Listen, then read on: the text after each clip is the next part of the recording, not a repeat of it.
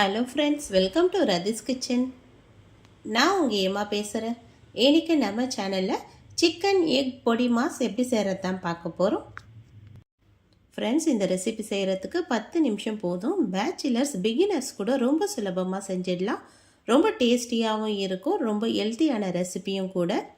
இந்த ரெசிபி எப்படி செய்யலாம் நம்ம வீடியோக்குள்ளே போய் பார்க்குறதுக்கு முன்னாடி நம்ம சேனலில் இப்போ தான் முதன்முறையாக பார்க்குறீங்கன்னா சப்ஸ்கிரைப் பண்ணிவிட்டு கூட பெல் ஐக்கனை கிளிக் பண்ணிவிட்டு பாருங்கள் ஃப்ரெண்ட்ஸ். இப்போ வாங்க வீடியோக்குள்ளே போகலாம்.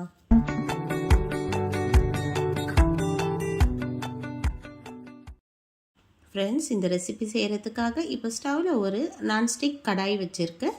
இந்த கடாய் கொஞ்சம் சூடாகி வரட்டும். கடாய் சூடானதுக்கு அப்புறமா இதில் 3 டேபிள் ஸ்பூன் அளவுக்கு எண்ணெய் சேர்த்துக்கலாம். எண்ணெயும் கொஞ்சம் சூடாகி வரட்டும். எண்ணெய் நல்லா சூடானதுக்கு அப்புறமா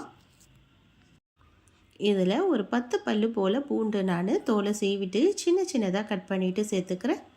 இந்த பூண்டை சேர்த்துட்டு இதை ஸ்டவ் லோ ஃப்ளேமில் வச்சுட்டு இதை நல்லா வதக்கி விட்டுடணும். இது கூடவே 2 பச்சை மிளகாய் சின்ன சின்னதாக கட் பண்ணிவிட்டு இதையும் சேர்த்துக்கலாம். இந்த எண்ணெயிலேயே இந்த பூண்டு பச்சை மிளகாய் நல்லா பொரிஞ்சு அப்படியே சவந்து வரணும். இந்த ஸ்டவ் லோ ஃப்ளேம்லேயே வச்சுட்டே இதில் நம்ம மீடியம் சைஸ் வெங்காயம் 2 எடுத்து சேர்த்துக்கலாம். இந்த வெங்காயத்தை சேர்த்து வதக்கும் போது இந்த பூண்டும் ஈஸியாக நல்லா வதங்கி வந்துடும் நமக்கு. அதனால் இது போல் இந்த வெங்காயத்தை இப்போவே சேர்த்துக்கலாம். சேர்த்துட்டு இதையும் நல்லா வதக்கி விட்டுடலாம். இந்த வெங்காயத்தோட பச்சை வாசனைலாம் போயிட்டு இது நல்லா பொன்னிறமாக சவந்து வரணும். இப்போ நல்லா இதை வதக்கி விட்டுடலாம். இது நல்லா அப்படியே கண்ணாடி பதமாக இருக்கிற வெங்காயம் நல்லா சவந்து கலர் மாதிரி வரணும். அந்த அளவுக்கு வதக்கி விட்டுடணும்.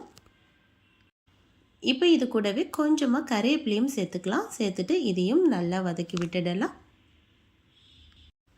இந்த வெங்காயத்தை இதை நல்லா வதக்கி விட்டால் தான் இதில் நமக்கு இந்த சிக்கன் பொடி மாசில் வெங்காயம் சேர்த்ததே தெரியாது. அந்த அளவுக்கு நல்லா டேஸ்ட்டாக இருக்கும். வெங்காயம் சரியாக வதங்காமல் நம்ம சிக்கன் சேர்த்துட்டோன்னா நமக்கு இதில் வெங்காயத்தோட பச்சை வாசனை வரும்.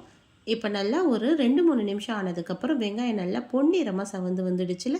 இந்த அளவுக்கு வந்ததுக்கு அப்புறமா இப்போ இது கூடவே நான் 1/4 கிலோ அளவுக்கு சிக்கனை நல்லா சின்ன சின்னதாக கட் பண்ணிவிட்டு க்ளீன் பண்ணி வச்சுருக்கேன். இந்த சிக்கனை எடுத்து இதில் சேர்த்துக்கலாம். எலும்பு இல்லாத சிக்கனை தான் பார்த்து நான் க்ளீன் பண்ணி இதில் நான் சேர்த்துருக்கேன். சிக்கன் சேர்த்துட்டு இதுக்கு தேவையான அளவுக்கு உப்பு சேர்த்துக்கலாம். உப்பு பார்த்து குறைவாக சேர்த்துக்குங்க. நமக்கு பத்தலைன்னா கூட அப்புறம் எக்ஸ்ட்ரா சேர்த்துக்கலாம். நான் 1/2 ஸ்பூன் அளவுக்கு தான் உப்பு சேர்த்துருக்கேன். உப்பு சேர்த்துட்டு இது போல் வதக்கி விட்டோம்னா இந்த சிக்கனோட கலர் எல்லாம் ஓரளவுக்கு மாறி வருது இல்லை. இந்த அளவுக்கு வந்ததுக்கப்புறம் இதில் மஞ்சள் தூள் 1/4 ஸ்பூன் அளவுக்கு சேர்த்துக்கலாம். இப்போ மஞ்சள் தூள் சேர்த்துட்டு இது போல் நல்லா கலந்து விட்டதுக்கப்புறமா இதில் 1/2 ஸ்பூன் அளவுக்கு மட்டும் இஞ்சி பேஸ்ட்டு மட்டும் சேர்த்துக்கிறேன். நான் பூண்டை நம்ம சின்ன சின்னதாக கட் பண்ணிவிட்டு சேர்த்ததுனால இதில் நான் பூண்டு சேர்க்கலை. அதனால் இஞ்சி பேஸ்ட்டு மட்டும் 1/2 ஸ்பூன் அளவுக்கு சேர்த்துருக்கேன். ரொம்ப அதிகமாக சேர்க்க வேண்டாம். சேர்த்துட்டு இதையும் நல்லா கலந்து விட்டுடலாம். இப்போ நம்ம சேர்த்துருக்க இஞ்சியோட பச்சை வாசனைலாம் நல்லா போயிட்டு இந்த சிக்கனில் நல்லா ஈரப்பதம் வர ஆரம்பிக்குதுல. இந்த அளவுக்கு வந்ததுக்கப்புறமா இது 1/2 ஸ்பூன் அளவுக்கு தனி மிளகாய் தூள் சேர்த்துருக்கு. நம்ம ஏற்கனவே பச்சை மிளகாய் காரத்துக்கு சேர்த்துருக்கோம். இருந்தாலும் இதில் ஒரு 1/2 ஸ்பூன் அளவுக்கு மட்டும் தனி மிளகாய் தூள் சேர்த்துருக்கு. ஏன்னா சிக்கனில் காரம் இல்லைன்னா நமக்கு ஒரு மாதிரி ஸ்மெல் வரும். அதனால் காரம் இந்த அளவுக்கு சேர்த்தாதான் நமக்கு இந்த சிக்கன் செஞ்சதுக்கப்புறம் நல்லா டேஸ்டியாக நல்லா வாசனையாக இருக்கும். இது கூட ஒரு 1/4 ஸ்பூன் அளவுக்கு மட்டும் தனியா பவுடர் சேர்த்துட்டு இதையும் நல்லா கலந்து விட்டுடலாம். இப்போ இதெல்லாம் சேர்த்துட்டு நல்லா கலந்து விட்டதுக்கப்புறமா இதை நம்ம வேக வைக்கிறதுக்கு தண்ணி எதுவும் சேர்க்க போகிறதில்ல. சிக்கனில் நார்மலாக தண்ணி விடும் நமக்கு. அதனால் இதை ஒரு மூடி போட்டு அப்படியே மூடி விட்டுடலாம். இது நல்லா ஒரு 5 நிமிஷத்துக்கு அப்படியே மூடி போட்டு மூடிடலாம். இதில் நமக்கு அந்த சிக்கனில் இருக்கிற ஈரப்பதமே நல்லா வெந்து வந்துடும் இந்த சிக்கன். ஏன்னா சிக்கனை நம்ம சின்ன சின்னதாக கட் பண்ணி சேர்த்துருக்கிறதுனால இது ஈஸியாக வெந்து வந்துடும். இதனால் ஒரு 5 நிமிஷம் ஆனதுக்கப்புறம் ஓப்பன் பண்ணி பார்க்கலாம். இப்போ சிக்கன்லாம் நல்லா வெந்து வந்திருக்கு. இதில் ஈரப்பதமும் இன்னும் இருக்குல்ல. இந்த அளவுக்கு வந்ததுக்கப்புறமா நம்ம வேணும்னா ஒரு சிக்கன் எடுத்து செக் பண்ணி பார்க்கலாம். சிக்கன் நல்லா சாஃப்டாக வெந்து வந்துருக்கும். இப்போ பார்த்திங்கன்னா எடுத்து பார்க்கும்போது இது கையில் ஈஸியாக உடஞ்சி வருதில்ல. சிக்கன் நல்லா வெந்து வந்துடுச்சு. இந்த அளவுக்கு வந்ததுக்கப்புறமா இப்போ நான் இதில் முட்டை சேர்த்துக்க போகிறேன். இப்போ இதில் 3 முட்டை எடுத்து இப்போ நான் இதில் சேர்த்துக்க போகிறேன். முட்டை உங்களுக்கு எத்தனை முட்டை தேவையோ அந்த அளவுக்கு நீங்கள் சேர்த்துக்குங்க. இதில் நான் 3 முட்டையை இது போல் உடைச்சிட்டு சேர்த்துக்கிறேன். முட்டை சேர்க்கும்போது ஸ்டவ் லோ ஃப்ளேமில் வச்சுட்டு சேர்க்கலாம். அப்போ தான் நமக்கு இது அடி பிடிக்காமல் இருக்கும். ஸ்டவ் லோ ஃப்ளேமில் இருக்கும்போது இது போல் முட்டையை நம்ம எத்தனை சேர்த்துக்கணுமோ அத்தனை முட்டையும் சேர்த்துக்குங்க.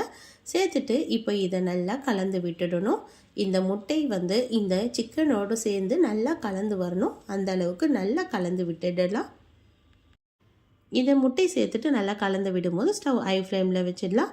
அப்போ தான் இந்த முட்டையில் இருக்கிற ஈரப்பதெல்லாம் நமக்கு குறைஞ்சி வரும். இந்த சிக்கனோடு சேர்ந்து நல்லா கலந்து வரும். இப்போ இது நல்லா ஈரப்பதெல்லாம் நல்லா குறைஞ்சி வந்துடுச்சு. இந்த அளவுக்கு வந்ததுக்கு அப்புறமா நம்ம அப்படியே இதில் கொஞ்சமாக கொத்தமல்லி இலைகள் தூவிட்டு ஸ்டவ் ஆஃப் பண்ணி விட்டுடலாம்.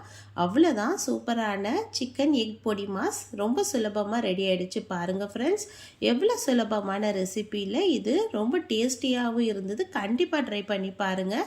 இந்த சிக்கனோட ரெசிபி சொரா புட்டு மாதிரி ரொம்ப டேஸ்டியாக இருந்தது. கண்டிப்பாக நீங்களும் வீட்டில் ட்ரை பண்ணி பாருங்கள் ஃப்ரெண்ட்ஸ். என்னுடைய சின்ன பையன் சிக்கனும் சாப்பிட மாட்டான், முட்டையும் சாப்பிட மாட்டான். ஆனால் இது போல் சிக்கன் எக் பொடிமா செஞ்சு கொடுத்தோன்னே அம்மா இனிமேல் அடிக்கடி இதே மாதிரி செய்யுங்கம்மான்னு சொல்லி கேட்டான். அந்த அளவுக்கு நல்லா டேஸ்டியாக இருந்தது. கண்டிப்பாக ட்ரை பண்ணி பார்த்துட்டு எப்படி இருக்குன்னு எனக்கு மறக்காமல் கமெண்ட் பண்ணுங்கள் ஃப்ரெண்ட்ஸ். இந்த வீடியோ பிடிச்சிருந்தால் லைக் பண்ணுங்கள். தேங்க்யூ.